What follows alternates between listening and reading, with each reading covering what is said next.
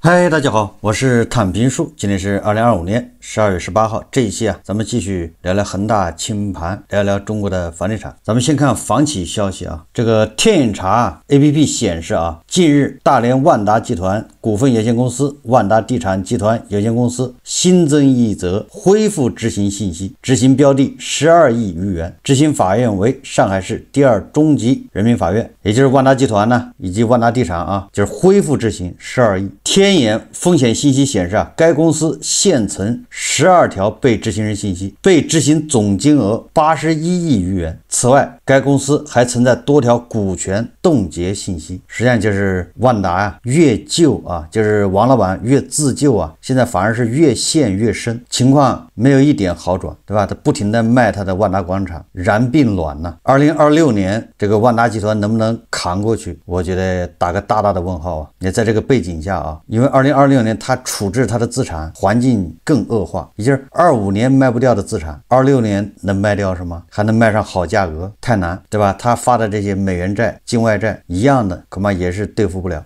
要延期。這個12億餘元恢復執行什麼意思呢？實際上就是人家申請就是打官司贏了，你萬達要給人家賠12億，然後法院呢強制執行，結果1毛錢沒執行了，搞了6個月沒拿到錢，然後法院這邊呢就叫終止本次執行。然後過一段時間，這個債權方說發現了萬達又有新的財產線索，再去法院，法院又恢復執行，這就是實際上就是法院在執行這個財產過程中他們的玩的這種就是都是為了結案率就是執行的案件6個月期限就是6個月，6個月不管要到錢要不到錢，這案子就結束了等到你發現如果被執行人有財產了，那法院就恢復執行，那就說明這個至少說明第一次執行沒執行到錢唄，那就說明萬達沒有什麼可執行的財產萬達名下那些資產要麼就押給銀行了，權利人是銀行，要麼押給哪些機構了，賬上也沒什麼現金。現在被執行總金額81億餘元，所以說這個人民日報有句話說的非常對就只有時代的萬達，沒有萬達時代，也就這意思你看當年這個走順風路的時候，走上坡路的時候那王老闆是意氣風發對吧？一個小目標，清華北大不如膽子大，國民老公公對吧？現在呢跟萬達一樣身陷囹圄的不光是王老闆還有這個著名的老字號叫張小泉對吧？張小泉的剪刀這不是個老字號嗎？很出名是吧？12月17號記者從阿里資產平台看到一個名為破杭州張小泉集團有限公司名下小型轎車的標的將於12月23日10點再次拍賣。這個破字實際上就是法院立案的時候立的是破產，所以那個簡稱破字頭這就說明什麼呢？說明張小泉集團就破產了唄，在法院那邊這裡繼前2次流拍後的第3次拍賣，起拍價由60萬降至48萬後再次下調至38.4萬元。據了解，該標的是由富控控股集團有限公司管理人處置的資產，監管單位是杭州市富陽區人民法院。富控控股集團有限公司是知名的品牌張小泉的間接控股股東，富春控股持有杭州富泉投資有限公司100%股權，後者持有公司直接控股股東杭州张小泉集團有限公司99.9981%。因債務巨大無力清償，富控控股集團有限公司破產重整，獲法院受理。本次拍賣的梅賽德斯奔馳牌小型汽車就屬於杭州張小泉集團有限公司名下。紅星資本局報道，你說一個賣剪刀的老字號他怎麼會破產呢？實際上恐怕大家也猜到了就是他們捲入了涉足房地產。過去20年這個樓市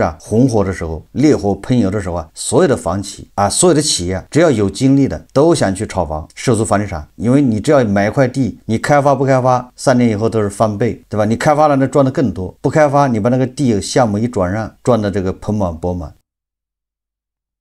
那個時候的吧，所有的企業有關係的、有點資金的都去搞房地產副業嘛，所以這個張小泉也未能免俗。所以說有很多企業在那個10幾年裡面沒有參與房地產的，反而這個躲過一劫，對吧？他們反而以此為宣傳重點，對吧？你比如說這個格力實際上參與了房地產，是吧？但是它不多，後來把这個應該把房地產業務剝離了。還有什麼娃哈哈，就是他們沒有像其他的企業那樣一下轉型，對吧？拿更多的資源壓到房地產上面加槓桿。大家還記得那個叫什麼老乾媽吧？老乾媽也是個貴州的吧？那他就是個現金牛啊，他跟張小泉是一樣的嘛，一個是賣剪刀，對吧？一個賣辣醬，都是老字號現金牛，但是都是搞房地產副業，壓注入太多，最後這個房地產一回落啊，他們的處境啊就受房地產拖累，他們就跟恆大是一樣的，把主營業務都拖累了，扛不住的就破產。張小泉就是扛得住的，還在那兒苦苦支撐啊。這個就是過去啊咱們老說的啊，房地產綁架了中國經濟，但有很多人現在不承認，當時是不是啊？很多專家、很多經濟學者也說啊，房地產綁架了經濟。什麼叫綁架呢？就是說你但凡有錢都想去投資房地產，韭菜有錢加槓桿買房炒房，那房子對吧？不就是2年賺幾百萬？你上班你怎麼可能賺這麼多錢呢？所以韭菜玩命的去走後門找關係，先搞指標對吧？購房資格，然後再去樓盤那兒去送禮、茶水費、什麼茶位費對吧？你有指標，你還得買到房子你才能賺呢。所以過去是這種搞法，然後政府就拼命限制，那你越限制，韭菜越要去買，七大姑八大姨的借錢，銀行貸款对吧？再找中介求銀行批按揭貸款買房，這是韭菜啊。那企業呢？企業都要麼自己買房，手上有錢的買房，沒錢的或者是有錢的更進一步啊，他直接買地開發，很多企業都開發房地產了，都涉足房地產，大量的社會資金流向房地產。哎，這些企業你不要擔心啊，它因為各個地方都有地頭蛇啊，各個地方政府土地招牌掛的時候，這地方企業它近水樓台先得月啊，對吧？由於歷史原因啊，這個很多人恐怕知道，很多土地招牌掛的時候，由於歷史原因，那地就被當地這個房企拿到手了。因為比如那個土地啊，政府收儲的時候，它本來那個地以前是工廠，對吧？一般的這都是這種情況，是工廠。然後工廠上面那肯定還有很多什麼環保啊，什麼職工安置啊，對吧？什麼一大堆的事。那政府把這地一收儲之後，它招牌掛的時候，它可能附帶這些東西，對吧？跟這個那地方的這個企業啊，它更容易跟政府去溝通啊，或者是它跟原來的這塊土地的主人達成默契。總之啊，就是這些原因導致啊，很多地方的房企或者地方的企業，他拿到這塊地了，但不要緊啊，你不會開發，萬科會啊，恆大會啊，融創會啊，所以人家這些企業擴張的時候來了，他直接就把你這個企業收購了，連你這塊地一把買了，合資對吧？一般的都是合資啊。那萬科就是還有恆大都專門這麼幹啊，要不然擴張這麼快呢？全國幾千個項目同時開始，你以為它都是招牌掛呀？都是跟當地的那些企業合作，當地企業負責什麼呢？負責跟地方政府搞關係、搞規劃，對吧？設計、規劃呀，什麼環評，反正跟地方政府打交道的。然後恆大呢、萬科這種企業呢，它是負責融資、負責營銷、負責這個圖紙、負責到時候牌子打成什麼萬科的牌子或者是恆大的牌子，它不就賣的貴嗎？你地方的小企業開發的房子，你能賣1萬1平米，那萬科開發呢，它就可以賣2萬呢。你看看，皆大歡喜。所以你看啊，這是不是這就導致很多這個地方的小企業想方設法的也去拿地人去開發，然後跟人合作，所以整個社會的資金啊，是不是在往房地產集中，保證不賠啊？銀行呢？銀行貸款對吧？50%，公開的是40%，對不對？實際上我覺得50%都不止，通過各種渠道流到房地產，這個對吧？你流入房地產的資金多，你流到實體的經濟資金就少啊。房地產賺錢，那大家都無心搞其他的，搞什麼製造業啊，對吧？什麼科技啊，那玩意兒也不賺錢。所以你看啊，我幫大家回憶啊，過去對吧？有人喊房地產綁架了中國經濟，沒錯啊，確實是因為大量的社會資金、社會資本都是湧向房地產。現在恐怕很多人又講，很多人啊，現在就是好了傷疤忘了疼，天天喊着房價要漲，對吧？你再漲，大家再去炒房，實際上又回到以前老路嘛，不又是回到房地產綁架了國民經濟嘛，對吧？你只要这玩意，你只要說房價漲啊，未來5年10年一直漲，這個預期一旦形成，那是不是大家又來炒房？不又是穿新鞋走老路嗎？把原來的這個老路再走一遍。所以我覺得啊，從這個角度來說啊，恐怕政府也無異於啊，讓大家去炒房，讓房地產再一次綁架經濟。現在所做的一切，無非就是不希望它，對吧？就臉朝下着地啊，跌得太快，引發這個很多系統性金融風險。所以說，這個張小泉，包括老乾媽，現在對吧，進入困境呢，實際上都是那個時代的寫照。那個現在都是叫買單，這個房地產泡沫破裂，所有涉房這些些企業，你涉足越深的，你現在就陷得越深，就越慘；涉足越淺的，对吧？那就他就无所謂，能扛住。现在更多的上市企業把房地產業務剝離，對吧？割掉出表。我們再看這個第一財經日報報道啊，他說啊，專家稱更多補貼政策或在明年下半年。這個專家是誰呢？就是大摩的邢自強。這個邢自強說啊，更多消費補貼政策或在明年下半年。中央經濟工作會議定調比較溫和的托底，而非強刺激，更多是對2025年已有政策的延續，沒有較大的調整轉向。政策基調是穩妥布局，漸進推進，想要穩住目前的增長水平，部分減輕通縮壓力，但沒有體現出對實現再通脹、打破通縮循環、進行強刺激或較大路徑調整的訴求。考慮到這些因素，我們對2026年的增長，特別是名義 GDP 增長預期，還是保持在大概4%出頭的名義 GDP 增速，這比市場的一致預期更保守一點。對於明年的財政政策、貨幣政策、房地產和消費政策而言，財政儘管總量上比較溫和，但可能會前置到一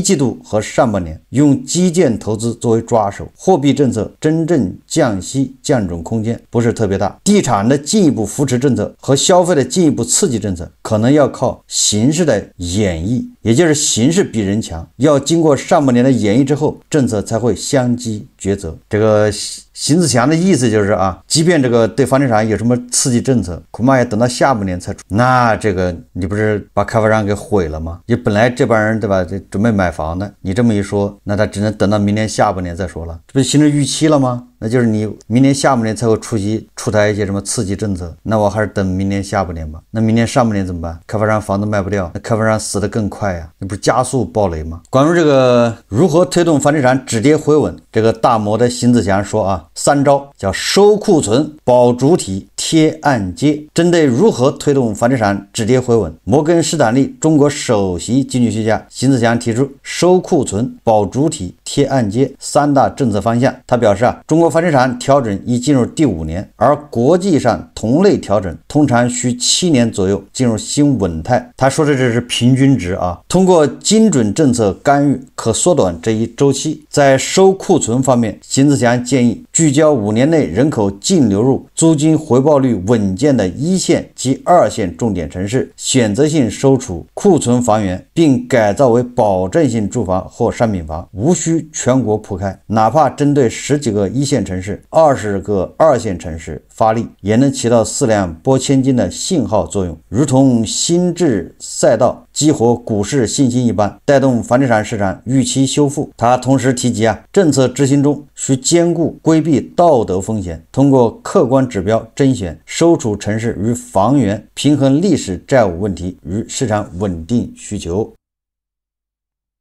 這個顯然啊，這都是權宜之計。首先，能不能起效果是都不一定，還會滋生新的問題。他這個啊，說在對吧，挑幾個1線城市，在幾個2線城市搞這種收儲，那其他城市呢？他也說了道德風險，是不是我這個城市房地產發展的越多越爛，越容易得到上級政府的支持，或者別的城市對吧，房地產控制的相對好一點，沒有那麼過去那麼火，那他現在對吧，萎縮啊，也就沒有那麼厲害，那反而得不到上級的支持。你這個不就是叫劣幣逐良幣嗎？你這個不就是會哭的孩子有奶吃嗎？你這個不就扼殺了很多地方的積極性，是吧？那我這越爛，我以後得到東西要越多。所以這事啊，怎麼看怎麼好像不大對勁。但是你要全國鋪開，你又沒那麼多錢，對吧？你一共收100萬套房子，你要全國鋪開，那就是撒胡椒面，哪地方都不多。你要集中在幾個城市，那集中在誰那兒？第二個說保主體啊，他說政策的核心在於平衡追責與救助的關係。邢自強認為啊，中國銀行業體系穩健，雖未出現美歐式金融危機，但房地產下行的影響已廣泛傳導至上下游供應商、地方政府、購房人以及中產階級財富。若任由調整持續2-3年，將嚴重衝擊社會信心。追責與保主體並非非黑即白，可双管齊下，在追究相關企業管理层不當行為責任的同時，通過針對性救助穩定市場主體，避免風險進一步擴散。我感覺好像是在說，对吧？某科啊，保主體沒毛病啊，就是好的房企要把它保存下来，因為它還有社会價值嘛，对吧？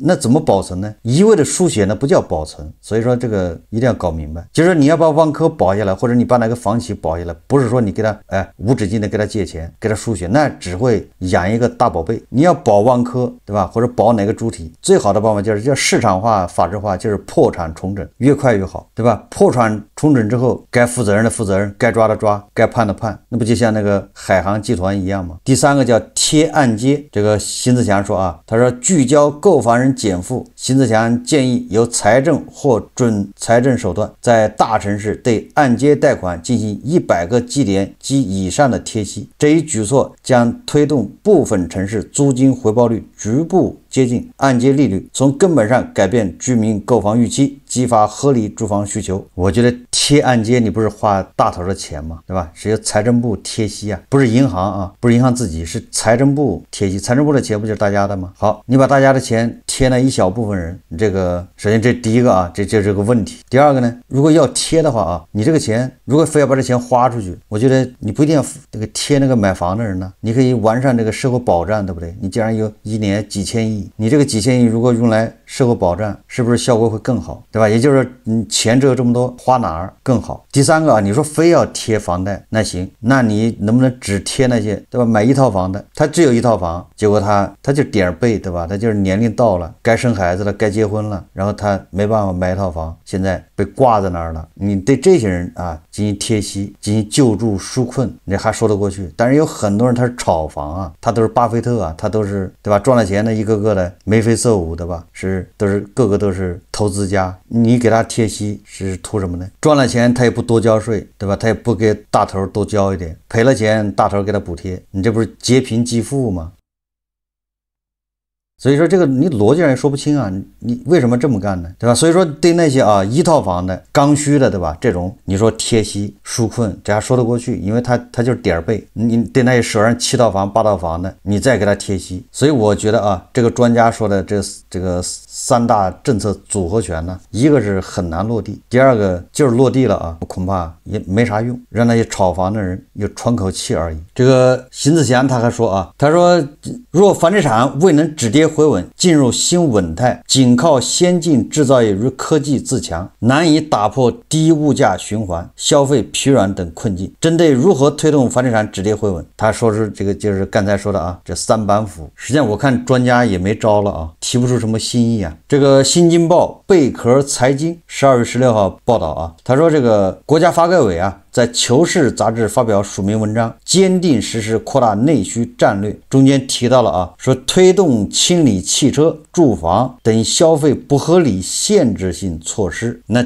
據此啊，大家很多人就認為啊，現在還有限購的，比如說北京、上海、深圳、海南吧，好像就這麼幾個地方啊，房地產還有限購政策嘛。那2020年可能就要進一步放開。我在想啊，這個作為一線城市廣州已經完全解除限購，廣州的房地產反正是波瀾不驚呢，沒有什麼變化。深圳呢，對吧？它深圳除了這個南山還有福田吧，核心區沒放開，其他地方都放開了。深圳的樓市穩住了嗎？好像也沒有，對吧？如果北京、上海這個限購政策啊放開，會出現什麼景象？這不好說啊。現在它沒有放開，所以它就像個遮羞布啊，對吧？這現在房地產吊着一口氣，大家還總認為啊，那兒2個地方還在限購，總幻想，對吧？如果明年真的放開了，結果房價沒能穩住，會出現什麼現象？更大的失望，更絕望，從而導致加速下跌。從這個北京、上海來看啊，你看它也在逐步放開，它逐步放開，它也沒有好像起到什麼很好的這個作用啊，沒有發現它穩住嘛。根據中指研究院還有國家統計局公布的數字，北京、上海、深圳，對吧？廣州這一線城市二手房是在補跌啊，在加速啊。但是伴隨着是北京、上海是不是在放鬆限購啊？你現在有什麼證據能證明說把它限購全部取消了，房價能穩住？沒有這個證據啊，表明能穩住。如果穩不住，對吧？那最後一點念想都沒了，吊着最後一點氣啊，一塊遮羞布被撕掉了，那只會加速。所以說啊，這個很有可能26年啊，反而是房地產加速的一年。這個新加坡聯合早報啊，他今天刊的一篇文章叫《北京市約談互聯網平台要求下架唱衰樓市信息》。這個事情好像上海的吧，前一陣子也做過，現在北京開始做了，但這個效果怎麼樣呢？實際上有的時候你越這樣啊，它效果越相反。這個聯合早報說啊，中國樓市低迷已持續4年多，北京、上海和深圳於今年8月放寬購房限制，但整體收效有限，對吧？你把這個中指研究院，你把國家統計局的數字你给它屏蔽了，不讓發布，是不是好一點？彭博社報道稱啊，中國加大对樓市輿論的管控力度。房地產巨頭萬科陷入危機後，中國住建部據悉指示科爾瑞地產研究和中國指數研究院暫停公開百強房企銷售總額數據，直至另行通知。簡單點說，就是公雞不叫天就不亮了，就這意思。但現在網上的吧，短視頻平台那个唱多的是啊，比比皆是的吧，还有很多专家也是在唱多啊，看好楼市的吧。既然看空的会影響這個樓市，那看多的為什麼就影響不了呢？這是個問題啊。最後我們再看一看啊，這個第一財經日報報道啊，說頂豪物業費1年要交幾十萬，高定價背後是怎樣的高成本？在一線城市新建樓盤，尤其是高端項目的物業費正不斷刷新市場認知，最高已達36元每平米每月，部分豪宅業主1年要交的物業費達到數十萬元。我覺得這個不是很正常嗎？你那房子是30萬一平買的，合着一個月物業費36塊錢交不起嗎？你那房子是1.5億，對吧？然後你1年的物業費10萬塊，貴嗎？我覺得這個物業費還少了，對吧？配不上那個房價。你想1.5億買的房子，或者物業費10萬20萬的算啥？馬都買了還在乎個安嗎？對吧？那大錢花的那麼瀟灑，小錢摳摳搜搜的幹啥呢？多位房地產業內人士表示啊，豪宅天價物業費背後是高端住宅價值邏輯的深刻變化。對於高端住宅買家來說，對物業服務的需求已從簡單的住得乾淨安全升級至資產長期保值與生活方式的維護。正是在這一轉變中，部分新樓盤物業費持續走高，有豪宅業主1年需交65萬的物業費，沒毛病啊，對吧？這物業費交到100萬也可以，因為它的房價30萬一平米啊，你還敢按這個普通的韭菜住的房子或者1.2塊一平米來收，不合適啊。好多大眾臉充胖子的是吧？咬咬牙勒緊褲腰帶買豪宅的，這回傻了，買得起住不起。它這個豪宅的物業費肯定是跟價格正相關嘛，對吧？你這個比如說你房價就10萬一平米，那你這物業費還不得5塊一平米啊？那都是便宜的。有好多人撿漏啊，一看那個房價跌了，豪宅啊，覺得自己咬咬牙攢一攢能買得起，買個豪宅，結果住進去發現各種費用加到一起啊，難以承受。前2天咱們節目介紹是吧？這豪宅裡面停車費1個月8000，它嫌貴。所以說啊，對韭菜而言啊，千萬不要勒緊褲腰帶。這個你本來是在這個層次的，對吧？你非要勒緊褲腰帶上一個層次，那你就累啊，你就要付出代價。你穿個破夾克、破大衣，對吧？你可以擠地鐵，但你花個4、5萬買個貂，你最好不要擠地鐵，就這個意思啊。你就應該網約車，對吧？好，我們這期節目就聊到這裡，感謝大家收看。如果喜歡我的節目，歡迎訂閱轉發，也可以在下方留言評論，謝謝大家。